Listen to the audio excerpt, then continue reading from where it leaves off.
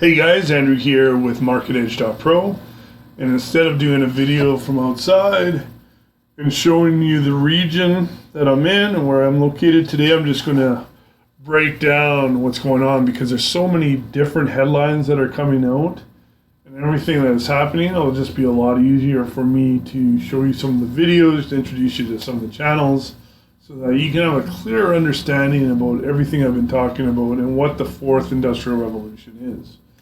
But before I jump in too much into that, one of the movies that I like to talk to people about is The Maze. And in this story is a bunch of young people that have been dropped into this glade, and around it is a maze. And the only way out of the maze is to try to figure your way out of it.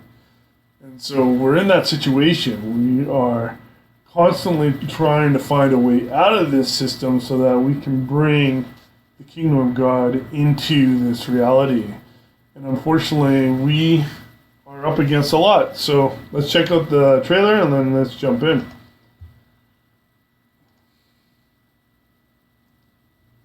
Can you tell me anything about yourself? Who you are, where you came from? Can you tell me your name? I can't remember anything.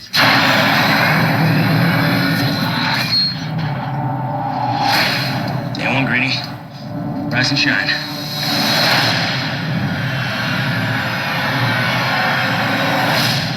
What is this place? Welcome to the Glade. Who put us here?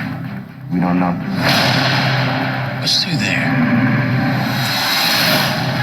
You guys can't just keep me here. I can't let you leave. Why won't you tell me what's out there?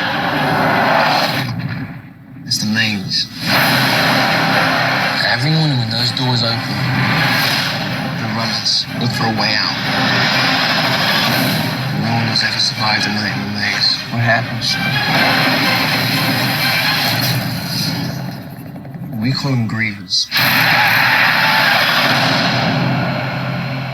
We don't belong here. Somebody built the maze. I think it's time we find out what we're really up against. You're not like the others. You're curious. What the hell is that? This is the first real clue. You found it. Who knows where this might lead us? It's a gun. Thomas, Everything started changing the moment you showed up. what if we were sent here for a reason? The doors aren't closing. They're here. They're gonna keep coming back until they kill us all. We get out now, or we die trying.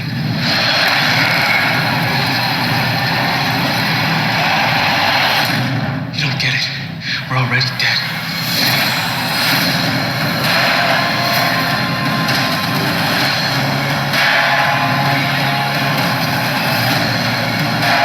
You sure about this? No.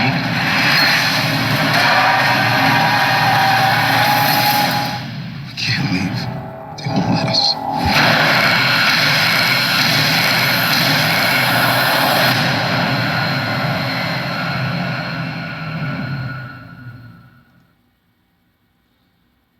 That's a great show. Me and my sons have watched that show and we love it. And like The Maze, this fourth industrial revolution, this digital prison is being built around us. And a big part of that are the CBDCs. And that's being rolled out now. And here's a great channel for people to check out. And right now in the US, they're shifting the bank accounts into the Fed now without knowledge. And the infrastructure underneath that is the XRP ledger. So that's already all in place. And one of the places this is being rolled out is in Nigeria. Right here. And this is another great channel that you can check out. Sorry, there's a bit of a lag here. I don't know what's going on here. And she talks about the CBDC adoption. And what they're doing is they've made money very difficult to come by, the cash. And before the election happened, they were only allowed to withdraw a certain amount of money. And so through that, they're transitioning people from the cash and from paper money, the fiat system, into the e-dollar. And that's what they're doing in Nigeria. That was one of their first pilot tests in the world, and that's starting to happen right now as we speak. And the reason they did Nigeria is because they have 150 million people in this country, and they project it to grow to 1 billion within, 20, 30 years, and then surpass China as one of the greatest populations on earth. And so they really want to go into Nigeria and take control over it. And so that's one of the reasons they rolled it out there, as well as because it's so corrupt there with their politics and the politicians. And so it's really easy for them to grease the wheels there, so to speak. And so now they're rolling it out in the U.S., and once the U.S. starts to adopt this digital dollar, then we'll start to see that rolled out throughout the world. And Papua New Guinea is one of the countries that just started. And the first XRP transaction happened just yesterday through that network. And then we're also seeing the GOP, they passed a bill to regulate crypto. And so, like I said, there's a lot of moving wheels here, and a lot of things that are happening. And I've discussed a lot of this in the past videos and in my blog posts. But I believe that the GOP is actually in a position of good to enforce regulations so that the SEC and other power brokers in this space don't take over the whole industry, such as BlackRock. And so BlackRock is making a move to take over not only the crypto space, but also the banking space. So in this video right here, and all these links will be down below in the video. So if you want to go back and watch all this, I'll make sure that all these links are posted down below. But what BlackRock's ultimate intention is to own the majority of the assets of the world, and then for you to go and to have those assets, you're going to have to go through one of their financial brokers. And they're going to make it so expensive that you're no longer going to own those assets, but you're going to be indebted to those assets for the lifetime of that asset. And so then you will become a slave and they will become the master. Hence the name BlackRock, that you will be enslaved to the BlackRock system. And that's something that you're definitely not going to want to do. You're going to definitely want to be outside of that system. You're going to want to be in the parallel economy, brokering your own deals so that you can still be a part of the ownership economy, right? And so one of the X factors in all of this is, where does Elon Musk sit?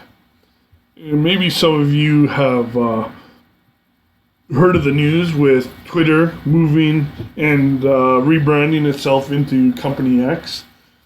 And the real question behind all of this is Elon Musk for freedom, or has he just done this so that he can position himself to take control alongside of BlackRock, alongside of XRP, so that he can own and become one of the rulers of this new economy, this new economic system? And so that is still yet to be seen. But fortunately, there are kingdom systems, and one of those kingdom systems, Holochain, which I've talked about in the past, is built upon mutual credit. So there is a blockchain out there that has used mutual credit to create a system, and it's called Resource, something that everyone should check out and learn about. I'm going to play this video, and you can check it out as we go here. Is able to grant businesses and freelancers access to credit at 0% interest. We need to first understand the economic engine on which it is built. Meet mutual credit. Mutual credit is a trading paradigm that allows anyone to buy anything, even if they're out of cash, as long as they are able to provide something of value in the future, such as goods they produce or service they provide. In essence, mutual credit builds on the simple method of peer-to-peer barter, but expands this idea to networks consisting of thousands of participants, which allows barter trade to transcend time and space and make deals possible that would otherwise be impractical. Alice here, for example, is a full-stack developer in desperate need of some smashing new designs for her website. Looking for a barter deal, she may stumble upon Bob, who is a professional web designer. Unfortunately for Alice, Bob is in no need for development work, so a traditional barter deal between the two wouldn't work. Carol is in a similar situation. She owns a web hosting company and just happens to be in dire need for some back-end development work, which Alice is best at, but can't afford to do without Carol being able to give her something in return, which unfortunately she isn't. In a world in which Alice, Bob, and Carol don't own cash, nothing of value could happen between the three. But in our mutual credit universe, no cash is no problem. Here, Alice, Bob, and Carol can form a trading network, offer their products and services, and in return, gain access to whatever they need to grow their business without ever having to exchange traditional forms of money. In this universe, Alice works for Carol, who then in return hosts Bob's websites, who at his turn pays his hosting fees by providing design services for Alice. Each one of them is now better off than before, without money ever having changed hands. On Resource, this principle is extended to thousands of global participants who all trade with each other using an internal currency that tracks and facilitates these multilateral exchanges. Each time Alice needs something, she can simply overdraft her mutual credit account, purchase what she desires, and repay her debt at a later stage by providing development services to whomever may need them within the network, be it Bob, Carol, Dave, or even Zed. But the best part is that none of them has to pay interest on their overdraft, since no external creditor, such as a bank, has lent them anything to begin with. And this is how we get credit without creditors, and loans without interest payments. In our next video, we'll talk about how all of this happens on the blockchain, with credit risk being managed in a decentralized way. So stay tuned.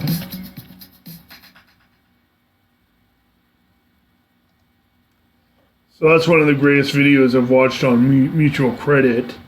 And what Holochain needs to do is come up with a video similar to this and explain how that's actually done on the Holochain network. And that's really where we're moving, is into a mutual credit system. And as they collapse this fiat system, and as the banking crisis continues to crash these banks, and BlackRock goes and buys up all these banks, what's going to happen is a mutual credit system is going to rise out of these ashes, and we're going to start to help each other through this advanced barter type of system. So for now, let's end this video. Have a great day, have a great weekend, and we'll be talking more and more about the mutual credit system, about Holochain, the projects that are happening on the Holochain network, and how we can win and take back our countries for the glory of God. Have a great day. Thanks.